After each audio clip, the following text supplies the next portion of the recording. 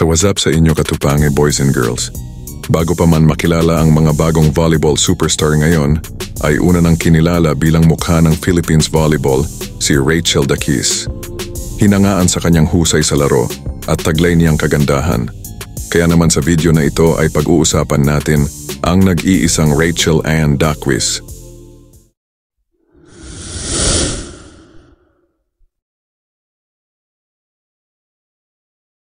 Noong unang panahon sa isang maliit na bayan sa Taytay, Rizal, Philippines, may nakatira na batang babae na nagngangalang Rachel Ann Lopez Daquis. Isinilang noong December 13, 1987. Mayroon siyang pagnanais na nagpainit sa kanyang diwa, ang volleyball. Simula ng kanyang paglalakbay sa mundo ng volleyball, ay nagsimula sa high school sa Juan Sumulong Memorial Junior College sa Rizal. Kaunti lang ang nakakaalam noon na ang batang puno ng sigla na ito ay mag-iiwan ng hindi malilimutang marka sa mundo ng sports. Habang lumalaki at nagiging magaling na atleta, tinutupad ni Rachel ang kanyang mga pangarap sa Far Eastern University, kung saan siya ay kumuha ng kurso sa business management habang pinamumunuan ng FEU Lady Tamaraos.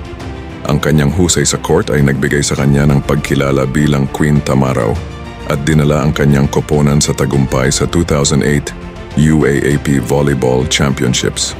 Lumampas ang talento ni Rachel sa mga hangganan. Sumubok siya sa iba't ibang koponan tulad ng Ateneo Lady Eagles na nagkaroon ng pwesto sa Shakey's V-League.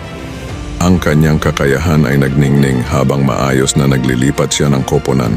Iniwan ang kanyang marka kahit saan siya pumunta. Naging kanyang larangan ang Philippine volleyball scene at dito niya ipinamalas ang kanyang mga tagumpay.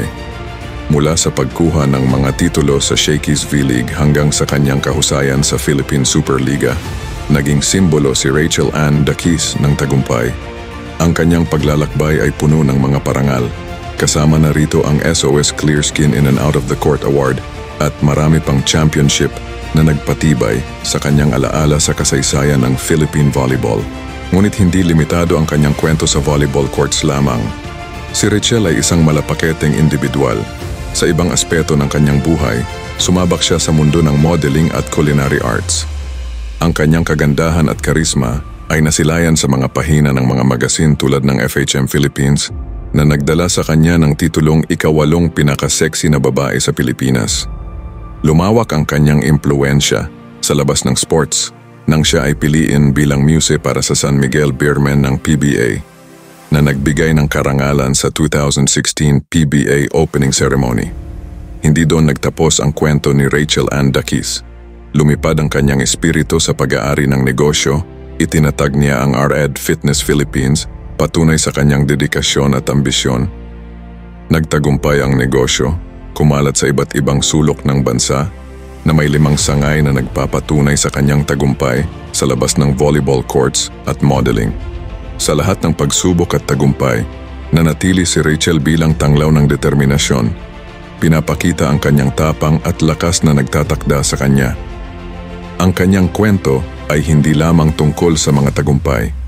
Ito'y tungkol sa di mapapantayang diwa ng isang batang babae na naging isang puwersa sa sports modeling at negosyo, na iniwan ang isang hindi malilimutang marka sa puso't isipan ng marami. Tumatak si Rachel Ann Daquis sa larangan ng volleyball hindi lang dahil sa kanyang husay sa laro, kundi pati na rin sa kanyang determinasyon at dedikasyon sa sports.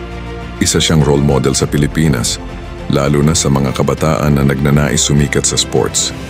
Sa kabila ng kanyang tagumpay sa larangan ng volleyball, patuloy pa rin siyang nagbibigay inspirasyon sa mga taong nais magtagumpay sa kahit anong larangan sa pamamagitan ng kanyang determinasyon at pagsisikap.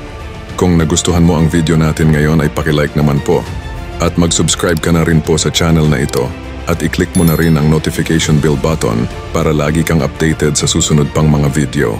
Maraming salamat po.